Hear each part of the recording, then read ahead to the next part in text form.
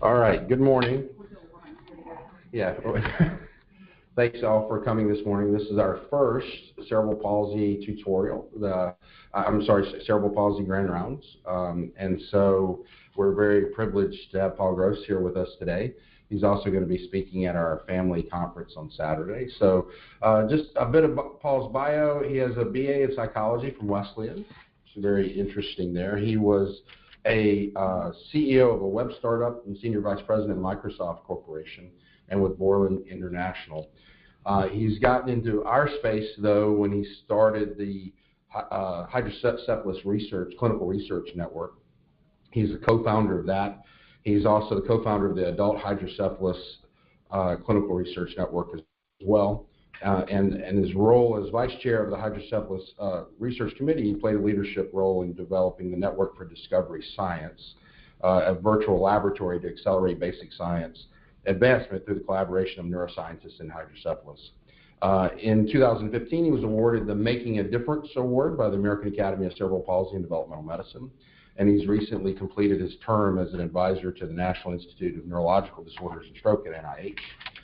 And Paul is married and the father of 2 children, one of whom has cerebral palsy and hydrocephalus. So Paul and his role in creating the CP Research Network is to try to duplicate what he did in hydrocephalus and to try to draw forward multi-center collaboration with research that which we're one of the founding members of and one of our key teammates. We hope to continue on with our progress with CPRN. So Paul's going to talk to us today a little bit about focusing parental energy on advancing research. Well, I'm excited to hear from him. So Paul. Thank you, sir. Well, thank you for having me. I'm honored to be here for your first CP Grand Rounds.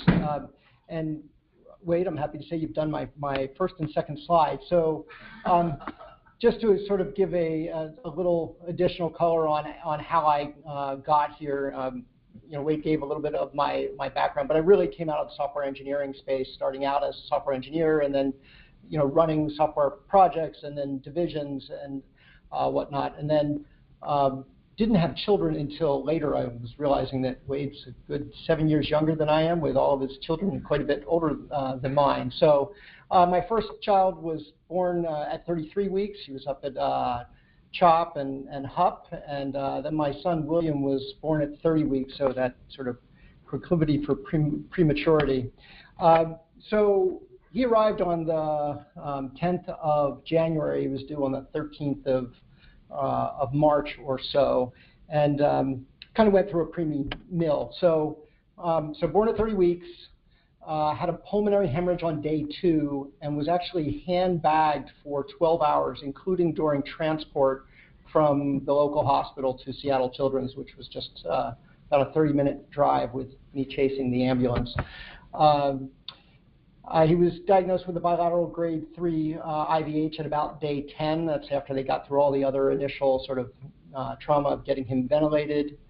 And then they put in a temporary shunt about 18 days in, and then permanently shunted for hydrocephalus about a month later. So the initial 2 months in the hospital, a month in the NICU, and a month on a medical floor. So you guys know the history of hydrocephalus, but I think to the parental anxiety aspect, a dad that was an engineer created that first valve, but there hasn't been a lot of innovation, even though the device companies have innovated on the shunts. It hasn't changed the fundamental failure rate. And then the primary way to diagnose a shunt failure is to radiate the child. I mean, we've started to move towards fast MRI, but there's still a lot of radiating going on. For William, there were countless ER visits. He's had 23 CT scans before we said no and forced that they would do haste MRIs. He's had 6 brain surgeries, 3 of which were emergencies, and 2 of which turned out to just be exploratory because he did not have a failed shunt. And so he was often admitted and then just released within 24 hours. So what were we to do as parents? Me as a software engineer or software executive, my wife as a direct marketer. What we did was we read everything that was published. We wangled our way into what was the first NIH workshop that happened in late 2005. It was just very coincidental. And we just were determined to figure out how to change treatments and outcomes. So we didn't really, like, it's a big space, we didn't really know where to begin. So what we did was we effectively boiled the ocean. I found a group of executive MBAs at University of Washington and challenged them to help me build a business plan to change the state of hydrocephalus research. And so we as a team boiled the ocean. I joined what was then the largest patient advocacy organization for hydrocephalus, and through that NIH meeting, I met and then ended up partnering with the neurosurgeon that had done the 3 clinical trials that had happened in hydrocephalus at the time. So what was born out of that was IHCRN, or the Hydrocephalus Clinical Research Network, which I co-founded the year after my son was born with Dr. John Kessel from Primary Children's at the University of Utah. We also had centers, Children's of Alabama and Sick Kids were in the initial set of centers. We raised startup funding that would carry us through to getting our first grant, which was part of the 2009 challenge grants that NIH ran. And we basically set up a sort of a venture philanthropy model where the group had to work towards milestones to continue to get their philanthropic funding. So it was much more like sort of a venture capital model as opposed to a grant model. Give you a big chunk of money, and we know you'll do what you said you'll do and move on. And so I stayed very involved. And the first thing we did was we defined a registry that would characterize the patients and the interventions. So if you fast forward to today, IHCRN is now 14 sites, so we added 11 sites over time. We'd add like 2 every 2 years or so. We have public funding not only from NIH, but had it from NIH, but currently have a randomized control trial going on that was funded by PCORI.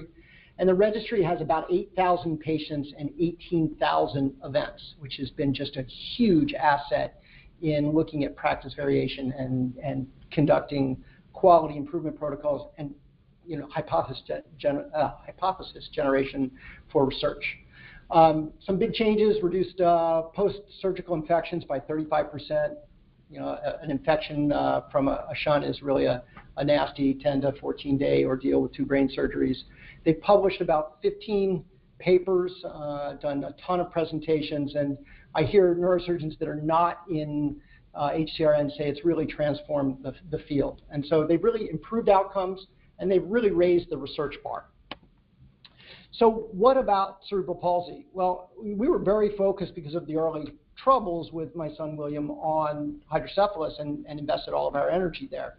But by about 8, William was developing a crouch gait, and the folks at Seattle Children's who don't have a gait lab sent us down to Shriners to get a gait lab. And so we did the gait lab, and then at the end the orthopedic surgeon presented us with 2 options. He either needs a selective dorsal rhizotomy or a single event multi-level surgery, and said, so go make a decision. And so, again, the type A parents read all the literature and said, oh, and these are both, considered efficacious, but there's absolutely no comparison. And we had a lot of conflicting data as to whether or not he was a candidate for SDR. And I had a very famous pediatric neurologist saying to me, I would never cut 50% of my child's sensory rootlets. And so, like, hearing all these things and trying to sort it out was very difficult. So we determined there was just more evidence that was needed. And my wife, who likes to claim that she's responsible for everything that I've done, said I need to go and start a network for CP. But what I did, because of my role in the NINDS, was I agitated that we create a workshop there, much like what had happened for hydrocephalus. So I helped develop that agenda and then represented the sort of patient voice at that, and worked with a pediatric neurologist at UCSF to sort of characterize the public funding landscape that we published and presented at that meeting. So CPRN was born out of that meeting. And so that meeting, there were 5 key actions that came out of it. And unlike many NIH meetings, we actually sat around the organizers stood at the front of the room and said, so here are the 5 things we agreed on. Who's going to volunteer to take this? Start a national registry. Who's going to volunteer to pursue more comparative effectiveness research? And so these were all doled out to people that had attended the conference. I started with the National Registry one with Deb Gabler, and then sort of a snowball effect happened and ended up subsuming all the other efforts except for the basic and translational science piece, and got a plan for that too, but it'll take a little bit longer. So CPRN was really founded to do all 4, and it really took the core experience of IHCRN and how that functioned with another single center registry where I'd met Dr. Gary Noretz at Nationwide, and they have a thing called Learn from Every Patient, where they had taken, they basically had moved their CP clinic to a set of EPIC forms. They're capturing discrete data, and then they used that to do quality improvement and to have a basis for research from their patients. And then the other thing that was quite different from IHCRN was it was patient-centered from the very outset. With me as the founder of it, I was very focused on the patient voice as being a key element. So don't expect you to read this. This is to say that our strategic plan, which we released in 2016, is on our website. You can get it. But I want to point out a couple of key elements to it. So within the mission, which is simply to improve outcomes that people with cerebral palsy value most. So that's underlined because we went through a specific process to understand what it is they value most. And to improve those outcomes through not only high quality clinical research, but also quality improvement initiatives. The key element of the vision is that we just want to transform the way practice happens to have an evidence base. So we want to translate the knowledge from that research so that every clinician, regardless if you're at a CPRN center, is using what is the best and most current treatment paradigm based on an evidence base. And so there are 3 core strategic initiatives. One is building a community of researchers that are focused on high quality multi-center research, building a research infrastructure to support that community and make it advantaged for going for public funding, and then to take the results of that and translate it both back into the sites that are network sites, but also broadly for the CP community and CP clinicians that treat kids with CP.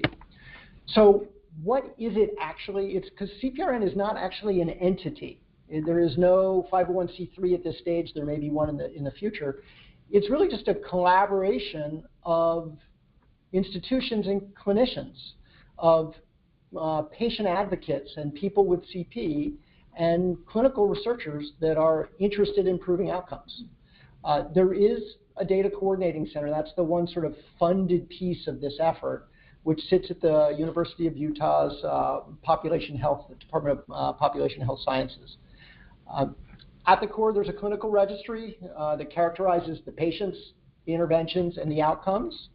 And that clinical registry is actually built into EPIC at the database level. And then for sites that are not EPIC-based, we're working on a Cerner implementation. It has been slow coming, but we also have a REDCap implementation where people can do chart abstraction to get at the data. It's also a patient-reported outcomes registry. So we have a mechanism by which clinicians can define surveys.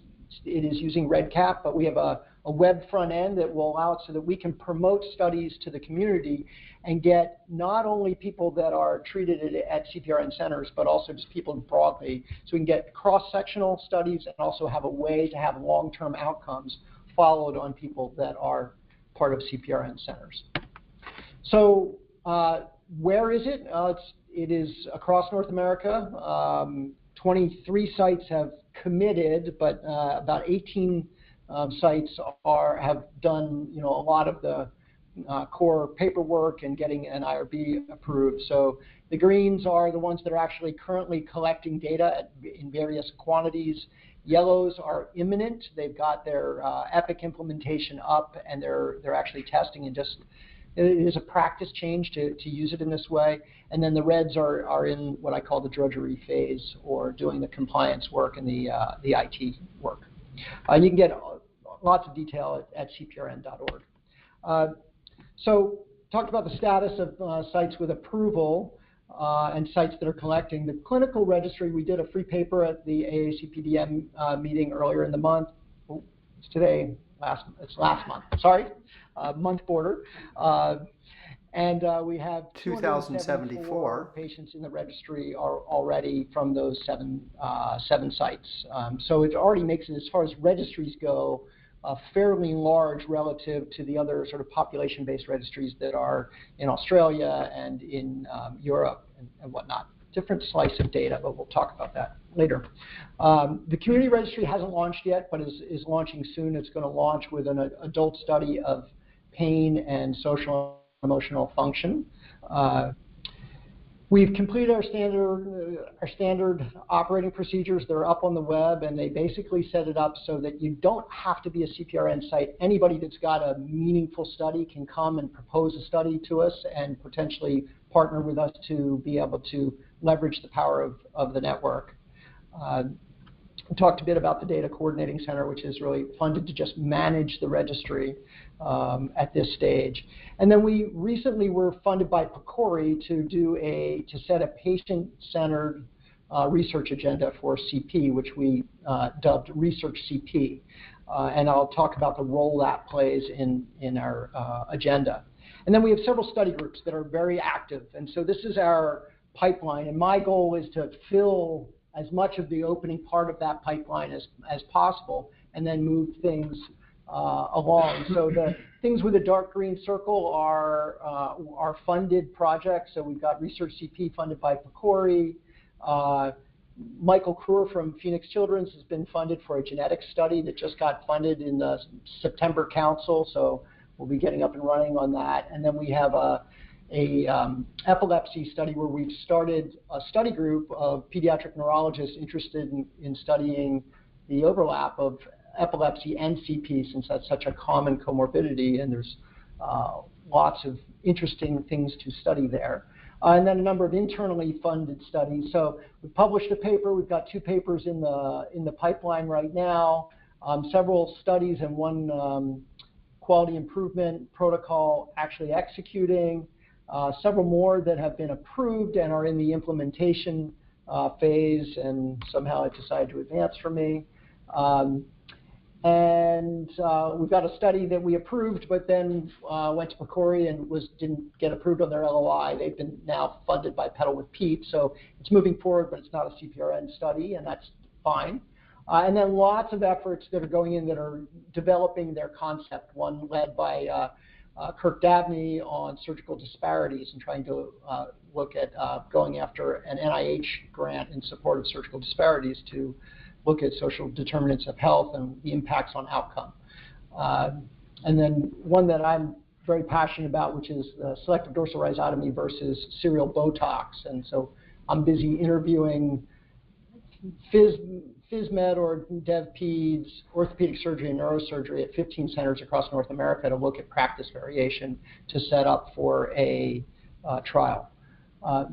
So that's the pipeline, but basically what we're looking for is funding work that came out of the priorities of this Research CP effort. And really we published a paper that had the 16 top ideas, but they really bucket into 3 big categories, which is the comparative effectiveness of interventions, which was consistent with what came out of that NIH meeting, but we got some more color on sort of what the lived experience was like for patients and people with CP. Exercise, physical activity, and chronic disease risk. So a lot of focus on what's the best path through early childhood and then exercise to maintain level of function. And then understanding aging. There was a lot of discussion about early aging and what people were experiencing and rapid decline of function. And then there were a number of other single ideas that were very highly valued as that. So what we really encourage people that if they want to come to us with a study idea is to read this, look at this agenda, and be able to reference what they're serving for the community. And if they don't already have community advocates, we've got people that are very interested in engaging with investigators to design studies and pursue funding opportunities. So what is unique about CPRN? How is it different, as an example, from IHCRN? Well, it connects to the EMR to avoid duplicate data entry. So instead of you dictating a note and then a clinical research assistant abstracting it, you're interacting with a form, so there are discrete data elements. The form then connects with NoteWriter and generates your note, so you're not doing double data entry, but the data that we're getting is directly from the source without any translation. We are able to link the patient-reported outcomes to the clinical data, so that if we have someone doing patient report out in the community and they're in a CPRN, we have their clinical data, we'll be able to connect those, because a lot of people are concerned about the validity of data that's reported by patient report, and this gives you another way to sort of triangulate on the interventions and the patient characteristics that are summarized in a pro. The whole method of doing the pro reporting means that we can follow people long term. If they move from a CPRN, like pediatric center, and then are out in the community, and this gives us a way to follow them and see what the real long-term outcomes are, and we all know that that's very critical for this population. The University of Utah Population of Health Sciences brings some very unique and deep experience with causal inference as a study design. So we've been actually pushing on NIH to support program announcements, and there's one coming now to support causal design types of studies. And so it's really hard to randomize in CP, and so this will give us a mechanism to, with high quality, develop an evidence base for interventions. And it's a sustained research and quality platform. So what I learned from John Kessel is so many studies, they'd spin up all this infrastructure to do a study over 5 years, answer a question, but before they were even done answering the question, they tear down all the clinical research assistance and data collection to then do the analysis. And then if they want to do another study, they've got to go find another clinical research assistant. So that whole infrastructure is sustained for what we're doing and makes it so that we can do more research faster. So as I said, it's very easy to partner. Kirk, as an example, Dr. Dunny is not a CPRN investigator per se. We're set up with a site PI and an alternate PI who attend our calls, but we had mentioned that we were interested in, there was this interesting program announcement that had come out of NCMRR, and Kirk has a focus on disparities and was interested, and so we're working on it. So the study groups can have people that are not part of CPRN, but we can leverage the power of the network by reviewing the concept. If it's approved, we develop the protocol as a group, and then once we put the whole weight of the network, it's been very effective for, like Michael Kruer would say, that there would be no way to really conduct his study as inexpensively and as quickly if he couldn't partner with CPRN as a way to do that. So there's lots of resources on the CPRN website if you want to learn more. I'm also very accessible by email and by phone if you have questions. But that is what I've been doing with my parental anxiety to try to bring an evidence base to CP.